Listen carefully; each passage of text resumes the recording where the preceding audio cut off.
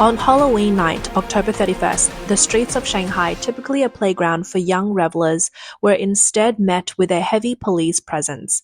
While crowds gathered to watch and a few cosplayers mingled in the streets, the police were out in full force, treating the situation like a major security threat. As evening fell, police cars lined the streets, poised and ready for action. Zhulu Road, once a hotspot for cosplay enthusiasts in 2023, was now swarming with police officers who were stopping cosplayers for questioning at every corner. One cosplayer wearing a milk carton headpiece had their costume confiscated by the police. In Jing'an Temple, a young woman dressed as Doraemon was taken away by officers for questioning. In the footage, her blue cat headpiece sways as she is escorted by two police officers. One commenter joked that it was surprising to see that the great party and great government were so afraid of something as simple as a milk carton and a cat. The comment remarked, "What are they really afraid of?" Another responded, pointing out that the woman was cosplaying as Feng Lian, an anti-communist figure from Toronto, whose avatar is also Doraemon. Someone else commented, "Seems like the police are browsing Twitter too. Could they be watching Feng Lian's show?" A young man dressed as a green tree monster along with a girl was escorted away in a police car. Even in such a tense atmosphere, some young people still push back. One cosplayer dressed as a robber was quickly apprehended by police in front of a police station. One user remarked, "The Communist Party is like a giant baby with a fragile ego, unable to take a joke and not even willing to accept mockery or criticism." The pressure cooker is bound to explode eventually. On South Chengdu Road, a large number of police officers formed a human barrier to clear out the young crowds. It appeared they were trying to disperse everyone. At the intersection of Yuyuan Road and Anxi Road, several young people clashed with police officers and were soon taken away. One bystander yelled, "I would definitely file a complaint," as the police continued to push the crowd back. A commenter shared, "Any crowd gathering is seen as dangerous. If even one person shouts freedom, it can spread like wildfire. Don't forget, it was just one person in the crowd who helped overthrow Ceausescu. Before that, there was only cheering. Sometimes people just need to break through the glass ceiling and then the wind starts to blow in. The person who breaks that ceiling is the most important. Crowd gatherings make it more likely that these brave individuals will emerge. That's why they fear the crowds." By the early hours on November 1st, Shanghai police had set up a blockade outside the city's largest gay club, Potent, arresting a man who tried to enter. They then sealed off the entire street in front of the club. One Shanghai resident shared that he was stopped by the police 3 times in a row on the street because he was wearing a Halloween cosplay costume and scary makeup. Even more absurdly, at Shanghai Jiao Tong University, 2 students were intercepted by campus security for handing out Halloween-themed candy boxes, with security calling their superiors to report the incident. A user complained, "This year's Halloween in Shanghai was so strange that even the little decorations outside shops were completely gone. After last year's sudden ban, no one bothered this year. All enthusiasm for dressing up instantly vanished because chances are the outfit you put effort into won't even have a chance to be worn." A local from Shanghai vented, "Today, on Halloween, a shop owner told me that 2 weeks ago, Uncle Hat came by and said no decorations were allowed. To me, Halloween is a win-win. It boosts domestic demand, so why does it feel like we're preparing for battle? All the public's hard-earned money is being spent on maintaining stability. No wonder there are so many police. Where has the confidence of this great country gone? This country is not only lacking compassion, but it also has no vitality. It's just like Xi Jinping yesterday, silent after the summit with Trump. His mediocrity requires the entire country to pay for it, and the public must remain silent for their entire lives. Every year during Halloween, the authorities act like it's a threat. They use all their resources on domestic matters like this, and then they talk about Taiwan. A girl who traveled from Hangzhou to Shanghai for Halloween shared her frustration on the platform Douyin. 作为一个今天特地从杭州到上海来玩的外地人 As someone who came all the way from Hangzhou to Shanghai today, I have to say this. I've been searching for information on where to celebrate Halloween in Shanghai. I saw the most impressive one last year on Zhulu Road, but this year I couldn't find any information on where the event was going to take place. Xiaohongshu had nothing on it. I don't know if the government blocked it or if it's restricted because they're afraid of crowds. So I searched Douyin and found that many people were asking where it was, but no one could give a clear answer. I pieced together that it might be on Yuyuan Road, so I drove there. When I got to Yuyuan Road, I found that there were indeed a huge number of people.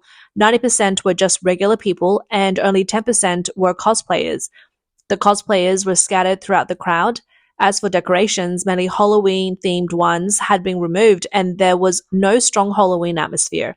Whenever a cosplayer gathered a crowd, the police would quickly come over and disperse them. The cosplayers would keep telling us not to gather. I just feel like it's nothing like I imagined. I was really hoping to experience the atmosphere of Halloween in Shanghai like it was in 2023, but now it's just a letdown. I hope next year Shanghai will allow more space for cosplayers so young people can have more fun.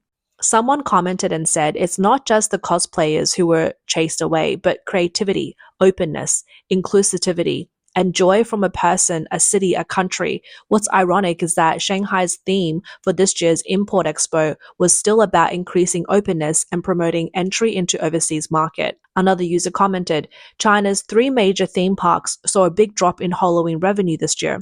Industry leaders are really anxious. Isn't this just them causing their own problems?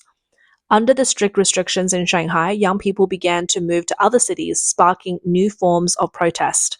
On October 31st, in Nanjing, Jiangsu province, young people combined Halloween creativity with the harsh reality of recruitment fraud and employment struggles. Some cosplayed as Boss Zhi Ping, a job recruitment app, mocking the intense pressure of job hunting.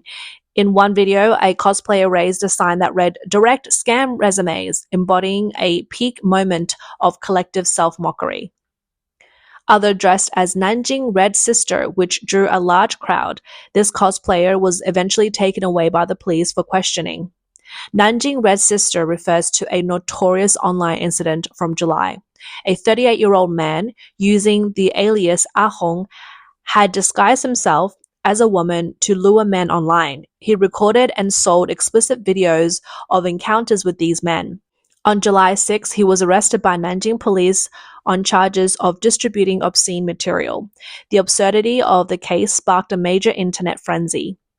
On one image showed a person wearing a cardboard box with a cow drawing labeled Pure Cow and Horse, poking fun at working like cattle. Another cosplayer dressed as famous actor Wu Jing from the movie Wolf Warrior shouting, No matter how far away, we will surely punish them. This was a criticism of the Chinese government's inaction against Myanmar's telecom fraud networks. While the government loudly declares it will punish distant enemies, it ignores large-scale fraud targeting Chinese citizens, a blatant irony. One commenter remarked, the creativity in Nanjing tonight is through the roof. Reality has a cyberpunk feel. Young people in China still have hope. Shanghai banned it this year, but Nanjing took over. Although it wasn't as shocking as Shanghai's 2023 event, the spirit of resistance is still strong. Things got even stranger in Guangzhou, one user posted. Guangzhou Metro now requires anyone in Halloween makeup to remove it before entering, even setting up special makeup removal stations. A cosplayer dressed as a little black sheep was detained by security and police. Users were puzzled. What did Little Black Sheep have to do with the Chinese government? Some speculated that Guangzhou, known as Goat City, didn't take kindly to the black sheep costume because goat and sheep are the same word in Chinese, leading to the detention. One commenter lamented, the atmosphere is intense. The line between cultural expression and public order is becoming more blurred. Law enforcement seems overly cautious with non-mainstream or unrecognizable costumes. In Harbin, Heilongjiang province, some people wore the white hazmat suit costume only to be chased away by police. Looking back to 2 years ago, October 31st, 2023, Shanghai's Halloween remains unforgettable for many young people.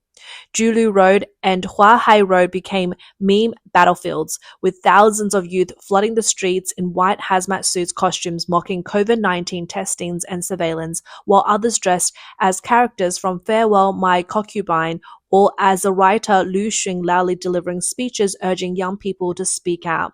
There was even someone dressed as Winnie the Pooh, clearly mocking Xi Jinping. The 3-year lockdown left deep scars that go beyond physical wounds, contributing to a kind of PTSD, social isolation, mental exhaustion, and the lying flat mentality. By day, they are office drones, buried in work and resumes, living under the pressure of long hours. In China, this is often referred to as the 996 work culture, where employees work from 9 a.m. to 9 p.m. 6 days a week. By night, Halloween masks provided an escape. Anonymously, they weren't the 996 zombies, but the zombies king, free to scream and let loose.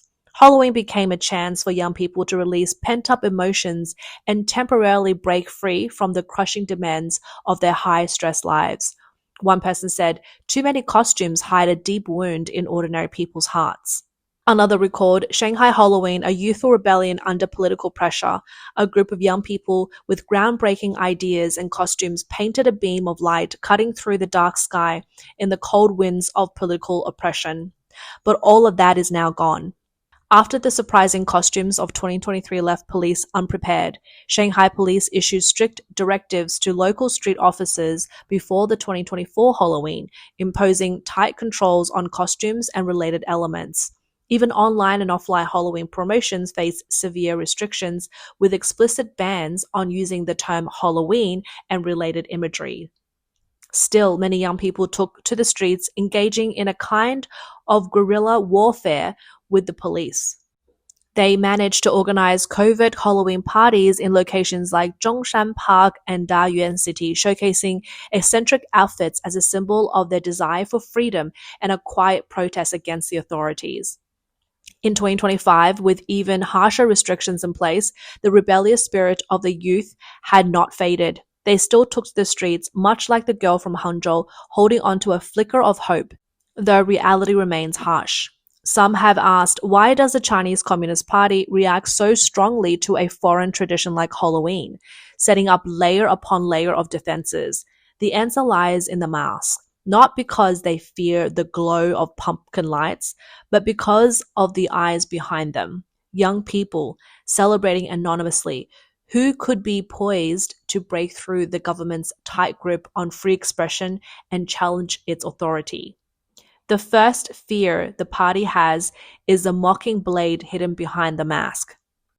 Under China's digital Great Firewall, sensitive words are quickly censored as if they're viruses. Mentions white paper and you're blocked. Refer to Winnie and your account is banned. Talk about involution and you'll receive a warning. In this online surveillance state, words can feel like prison bars. Halloween masks have become silent amplifiers. They don't need keyboards, just fabric and paint, turning forbidden symbols into acts of protests. The sharper critique lies in the deconstruction of cultural symbols. One young artist dressed as the famous writer Lu Xun wore a sign that read, "Studying medicine won't save the Chinese." Amidst the laughter of the crowd, there was a chilling undercurrent, one that pointed not to the body but to the soul. This act speaks to the current collapse of healthcare and the widespread apathy fueled by the suppression of free speech. It's not about healing the body, it's about awakening the spirit. On street corners, a CCTV man stands motionless, its helmet-like camera fixed on passerbys. This surveillance mimicry serves as a constant reminder that we are all under watch. It's not just a prop, but a mirror, urging everyone who walks by to recognize that they are living in a zoo, where the eyes of the authorities are always upon them. For the young people, this isn't just about celebrating a foreign holiday. It's a chance to put on a meme theater in the streets, using body language to bypass censorship and target the heart of the issue. A comment on X writes, "Tonight in Shanghai feels like a revival of the illusion of free speech. What the CCP fears most is this leaderless spark. It doesn't require an organization, yet it can spread like wildfire, igniting the fuse of forbidden topics." The second fear is the despairing Generation Z, which may become the driving force behind change. On Halloween, the cosplayers were mostly Gen Z, college students in their 20s, recent graduates, white-collar workers, and unemployed individuals. They weren't there just to have fun. They were there to have an escape. In today's China, young people feel like they're concerned, burdened by pressures they've never faced before. The evolution machine grinds them down. Graduate school exams, government jobs, competitive job offers, and the grueling 996 work schedule.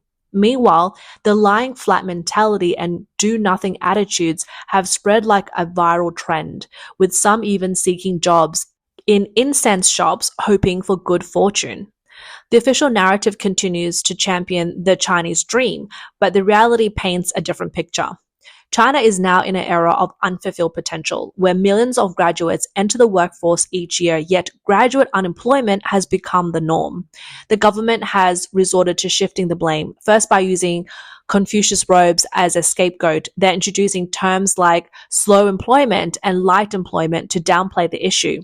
They've even suggested that working just 1 hour a week qualifies as employment, while the official unemployment rate is reported to be over 20%. The actual figures are likely even more alarming. Young people's confidence is crumbling, and the entire society is sinking into what feels like the darkest hour. With the economy in decline, the manufacturing PMI shrinking, export orders drying up, and the real estate sector facing crisis, many have said this is a time when many have gone bankrupt, drowning in debt, and their lives have entered the darkest period. The future is a race to see who survives the longest. What the CCP fears most is this no way out trend. It's not just a minor inconvenience, but a potential reservoir of energy. These desperate young people can easily gather in large numbers, and who knows what could happen. What they fear is that this despair will turn into a flood. The youth are not just victims, they are potential agents of change. The CCP's third fear is a spark of awakening. On October 13, 2022, on Beijing Shitong Bridge, Pen Lifa displayed a banner reading, "The Communist Party is an anti-human cult. End the ban on political parties. Allow free party formation." The bold protest shattered the silence, breaking through the pandemic's tight controls and marking the beginning of the white paper movement. That blank piece of paper wasn't empty. It was a reflection showing the absurdity of censorship. What are you afraid of? What's written on the white paper is exactly what you fear. On Urumqi Middle Road in Shanghai, citizens shouted, "No dictatorship, we want democracy. No leaders, we want votes. Down with the Communist Party, down with Xi Jinping." In just a moment, anger turned into awakening. Under the suffocating regime, sparks of courage have never been extinguished. On October 25th, right after the fourth plenary session, in Sanlingtun South Square in Beijing, one brave individual hung two banners. The Communist Party is an anti-human cult. It will bring endless disaster to China. End the ban on political parties. Allow free party formation, free competition, free choice, and build a new China based on freedom, humanity, and the rule of law. Although this banner were confiscated by security, his actions inspired others and earned admiration. Such actions make the CCP uneasy because they know once the awakening spreads, Halloween will turn into a night of revolution. In Chongzhou, Hainan province, a large-scale public protest erupted on Halloween. Reports indicate that the Hainan Natural Rubber Industry Group's subsidiary had been illegally cutting down farmers' betel nut fields, sparking local outrage. People gathered outside the company building to protest, overturning vehicles and throwing stones at company staff and riot police. The angry farmers not only flipped cars but also shouted, "Down with the bandits." Some even climbed into the company's platform and destroyed the company's sign. In response to the angry villagers, the authorities deployed a large number of police to maintain order, even firing warning shots to disperse the crowd. Someone commented and said, "This is China's real Halloween. Keep going. Overthrow the Communist Party. It's the source of all evil. The Communist Party is weak. Its foundation is fragile. As long as the people unite, we can overthrow this evil regime."